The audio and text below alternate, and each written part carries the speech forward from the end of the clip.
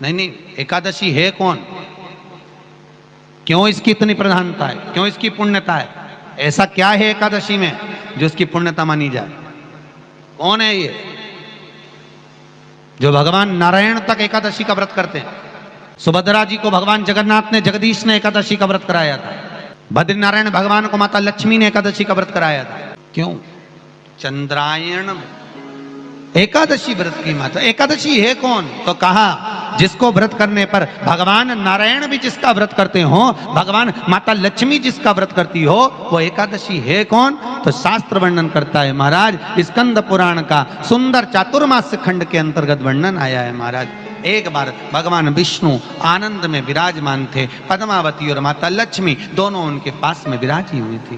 भगवान लक्ष्मी और पद्मावती दोनों बैठी, एक सिर के पास, एक चरण के पास। कुछ समय बाद वहीं पर ब्रह्मदेव का आगमन हुआ और ब्रह्मा जी आगमन पाकर भगवान नारायण पद्मावती से लगकर उठे और उठकर लक्ष्मी की ओर झुके। झुकने पर इन तीनों के समागम से भगवान नारायण के हृदय चित्त से एक कन्या प्रकट हो गई। उस कन्या का नाम एका था। क्या नाम था? एका। अब 10 उसके गुण इतने प्रबल थे, वो 10 गुण उसके बड़े प्रबल थे कि वो एका जिसको निहारती थी उसको संपदावान बना देती थी। जिसको देख लेती थी उसके जीवन में वो आनंद की अनुभूतियां करा देती थी। एका जिस मार्ग से जाती थी उस मार्ग के द्वार खोल देती थी। एका का पुण्य इतना पुण्य प्रखर। पद्मावती और लक्ष्मी ने कहा महाराज ये बेटी आपके द्वारा निर्मित हुई है, इसका कन्यादान करना चाहिए। हमारे यहाँ हिंदू धर्म में रीति है, जिस दिन कन्यादान करा जाता है उस दिन व्रत रखा जाता है। अब आजकल रखते कि नहीं रखते हो मालूम नहीं, और कन्यादान करते समय व्रत रखा जाता है। व्रत रखना, एका का कन्यादान करना है। भगवान बोले कन्यादान करें, किसको दें? एका किसको दी जाए? एका प्रदान किसको करी जाए? पुण्यता किसको दी जाए?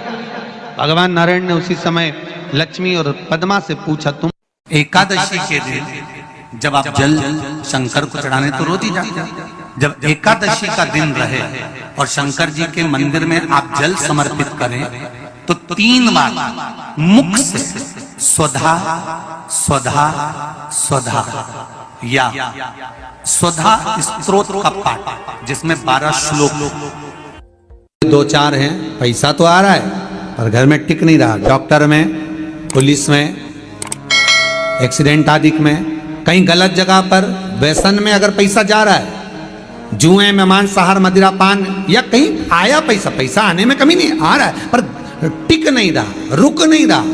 कोई मांगने आ गया, दे दिया, फिर वहां से अपने पास नहीं आ रहा, अपन कह रहे हैं भैया हमारा पैसा लौटा दो, नहीं आ रहा। तो महाराज शिव महापुराण की कथा कहती है एकादशी के दिन गंगा के जल में मात्र 7 बेलपत्री डालकर जो नंदीश्वर भगवान अर्थात जो शंकर जी के शिवलिंग के सामने नंदी होता है, उस नंदी के चरण पर गंगा का जल चढ़ाकर बेलपत्री शिव पर समर्पित कर देता है, उसके घर में रुपया रुकना चालू हो जाता है। फिर वो गलत जगह पर नहीं जाता, गलत स्थान पर वो धन जाएगा ही नहीं। तूने समझा, मांग तुझे क्या चाहिए। एकादशी ने भगवान विष्णु से कहा, नाथ प्रभु वर दे दो, मृत्यु लोक में जो मनुष्य मेरा व्रत करेगा, चाहे जलचर, थलचर, वायुचर या सांसारिक मनुष्य, मेरा अगर एकादशी का व्रत करेगा प्रभु, उसके यहाँ धन धान्य वैभव सुख संपदा बढ़ेगी और उस जीवात्मा को नरक नहीं भोगना पड़ेगा, सीधे वैकुंठ का उसको वास मिलेगा। जब जीव आत्मा को लेकर चला जाएगा, यम के दूत जब बंदी बनाकर ले जा रहे होंगे उस जीवात्मा को जिसके प्राण छूटे होंगे, यम के दूत जब बंदी बनाकर ले जा रहे होंगे, तब मुझे वर दो कि मैं इसका हाथ पकड़कर बेतरनी से पार उतार कर सारे नरकों से निकालती हुई आपके धाम में लेकर आऊं। भगवान ने वर दे दिया, तथास्तु। हे एकादशी सुनो, मृत्यु लोक का मनुष्य अन्न का त्याग कर कर, क्योंकि अन्न में एकादशी के दिन पाप पुरुष रहता है, अन्न का त्याग कर कर एकादशी के दिन जो मनुष्य तुम्हारा व्रत धारण करेगा, उस व्रत को करेगा और उस व्रत को धारण करेगा, उसकी मनोकामना पूर्ण होकर वो मेरे ही धाम को जाएगा। ये तो हुआ एकादशी के जन्म की कथा। एकादशी के दिन गंगा के जल में मात्र 7 बेलपत्री डालकर जो नंदीश्वर भगवान अर्थात जो शंकर जी के शिवलिंग के सामने नंदी होता है, उस नंदी के चरण पर गंगा का जल चढ़ाकर बेलपत्री शिव पर समर्पित कर देता है, उसके घर में रुपया रुकना चालू हो जाता है। फिर वो गलत जगह पर नहीं जाता, गलत स्थान पर वो धन जाएगा ही नहीं। बेटा अगर व्यसन में पड़ा हुआ है, मदिरापान में पड़ा हुआ है, मांसाहार में, जुए आदि में जा रहा है, तुम्हें लग रहा है कि मेरा बेटा गलत मार्ग पर जा रहा है, ये मित्र दोस्ती गलत हो रही है, वो सही जगह पर आ जाए। करना है एकादशी।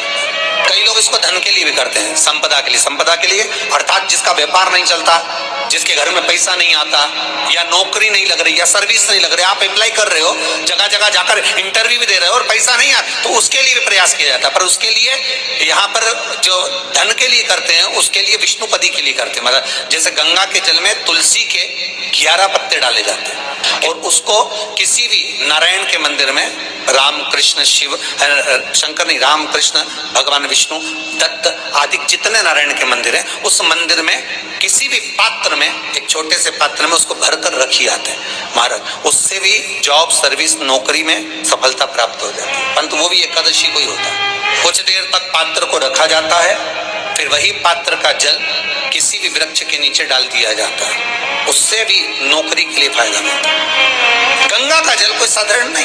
दशमी, एकादशी और द्वादशी, इन 3 तिथियों पर एक रोटी में थोड़ा सा मीठा रखकर सोमक पितृ का नाम लेकर यदि गाय को खिला दिया जाता है, तो अगर कोई पूर्वज प्रेत योनि में भी पड़ा हुआ होता है, भटक रहा होता है, जिसको पिंड नहीं मिला, जो अचानक मर गया होता है, अधोगति में चले गया होता है, उस जीव की मुक्ति दशमी, एकादशी और द्वादशी, ये 3 दिन सोमक पितृ का नाम लेकर रोटी में, पूड़ी में मीठा रखकर अगर गाय को खिला दिया जाता है, ये 3 दिन तक, तो वो पितृ कभी भटकते नहीं है, उनको मुक्ति प्राप्त हो जाती है, मोक्ष में।